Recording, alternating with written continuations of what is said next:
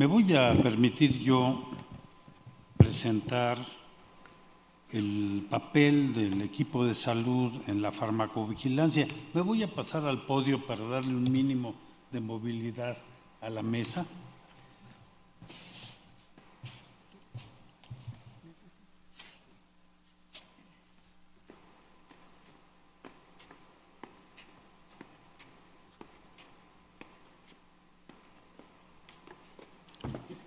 Primero debo decir que me ubico como prescriptor, como uno de los tantos que todos los días cometemos actos dañinos y iatrogénicos.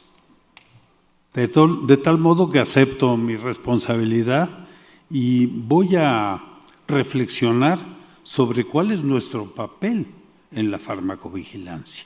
El tema se llama participación del equipo de salud. Y el equipo de salud, según la Organización Mundial de la Salud, es la asociación no jerarquizada de personas con diferentes disciplinas profesionales, pero con un objetivo común que es proveer en cualquier ámbito a los pacientes y familias la atención más integral de salud posible. Es un concepto muy amplio de un equipo de salud y por lo tanto caben todos estos. Y como dice el título del simposio, probablemente todos los que están aquí tenemos una responsabilidad con la farmacovigilancia. Ya no digo qué es la farmacovigilancia porque ya se ha dicho varias veces, pero marco este esquema que también es muy conocido, que a partir de la investigación básica surge la investigación preclínica, luego la investigación clínica, de la investigación clínica se pasa a la comercialización y después de la comercialización, por eso se llama evaluación post-comercialización, viene la farmacovigilancia y de la farmacovigilancia se cierra el círculo hacia la investigación básica. La prescripción, decía yo que me ubico como prescriptor, con todas las dificultades que eso significa, hemos tenido que superar una serie de hitos conceptuales. El primero, originalmente, era menguar los síntomas, pero nos percatamos de que no bastaba con eso, sino que había que modificar la historia natural de la enfermedad. También resolver el presente y avanzar hacia el futuro. Hoy es un mandato de toda la terapéutica, no solo resolver lo que le está pasando al paciente, sino evitar que le pasen más cosas. De predicción mágica que durante mucho tiempo prevaleció y que todavía prevalece, a ahora una predicción científica. Ya la futurología es una ciencia basada en matemáticas y estadística. El paradigma etiológico que dominó pues todavía cuando en mi formación, que lo importante era saber cuál era la causa de la enfermedad, a reconocer que todas las enfermedades son multicausales, igual los efectos adversos. De esperar a la enfermedad,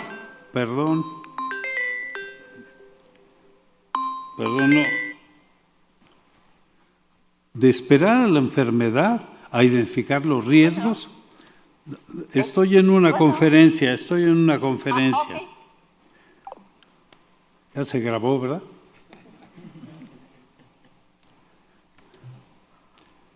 Del remedio a un daño establecido, a la anticipación a ese daño, de la prevención de los riesgos al tratamiento de los riesgos. Hoy los riesgos se enfocan como enfermedades y se tratan como enfermedades.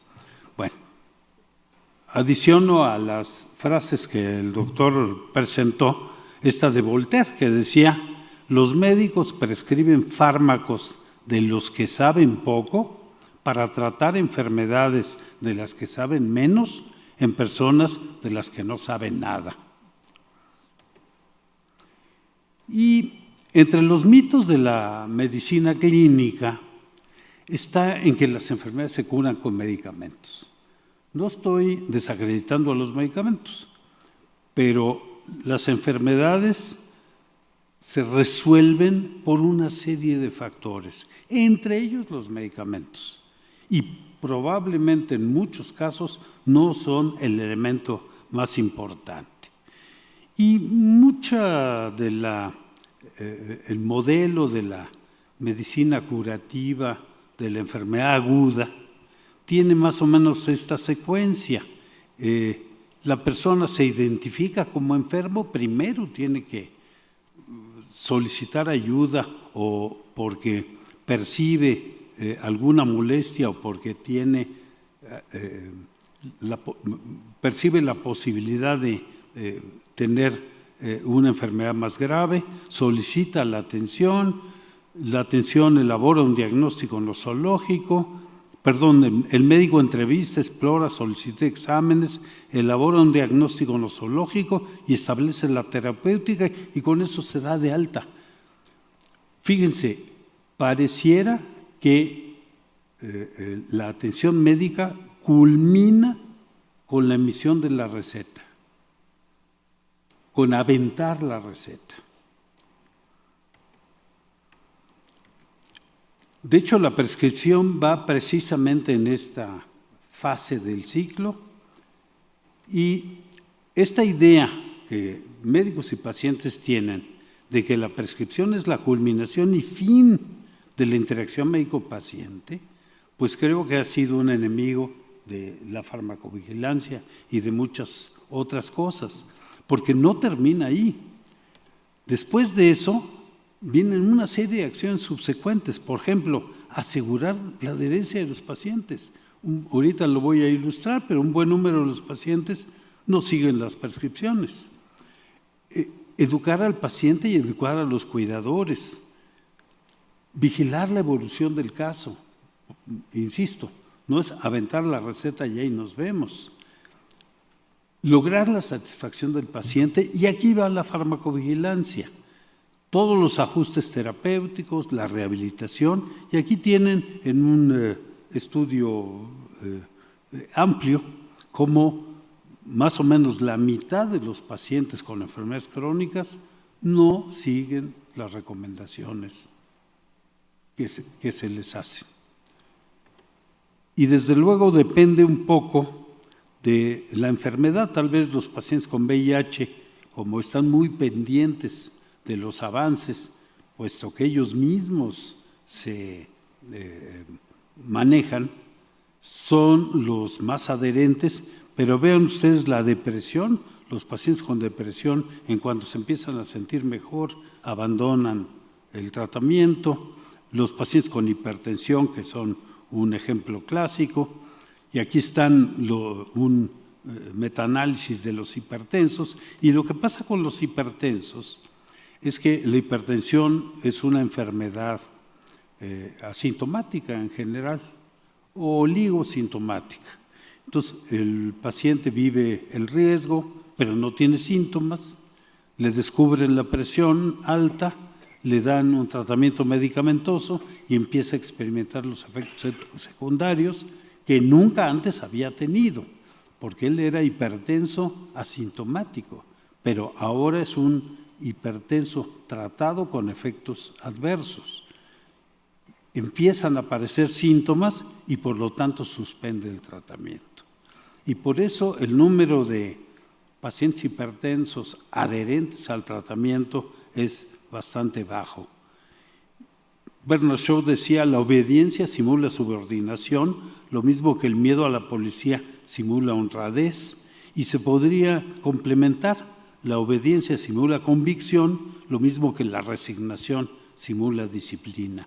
Y por lo tanto, el esquema se modifica desde la bienvenida, la conversación, la exploración, los exámenes complementarios, el diagnóstico, la prescripción, el manejo crónico y la vigilancia.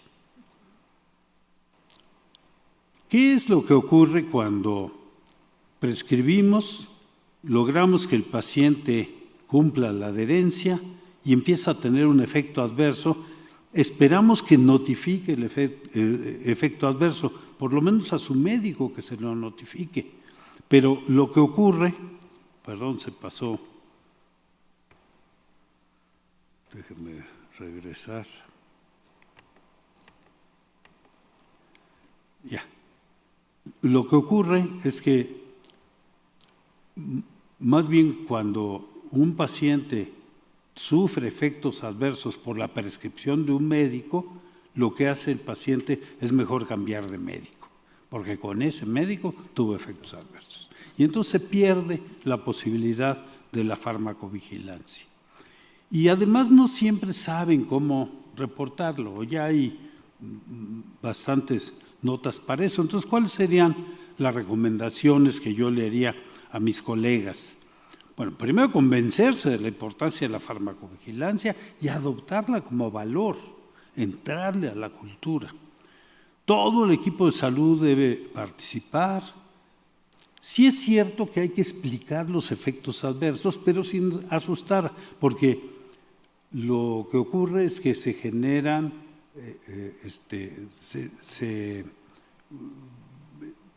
empiezan a sentir los efectos adversos desde el momento en que les decimos que puede pasar. Hacerles ver su trascendencia, lo que hay que hacer si aparecen, persuadir de la conveniencia de la farmacovigilancia, involucrar a la familia, mantener comunicación con el paciente e investigar periódicamente el grado de cumplimiento y en caso de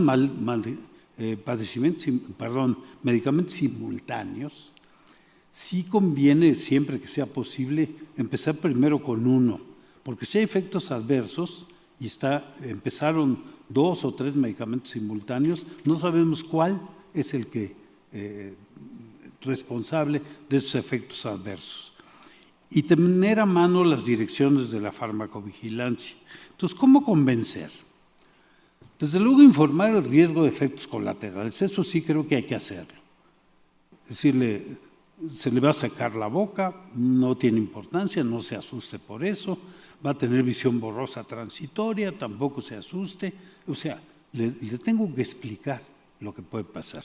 Pero advertir que podrían haber otras cosas que no son exactamente lo que yo estoy mencionando. Y ya se comentó, los dos ponentes lo dijeron, el efecto adverso de la ineficacia, que es muy difícil de juzgar, pero hay que registrarlo. Comprometerlos a reportarse en un plazo determinado,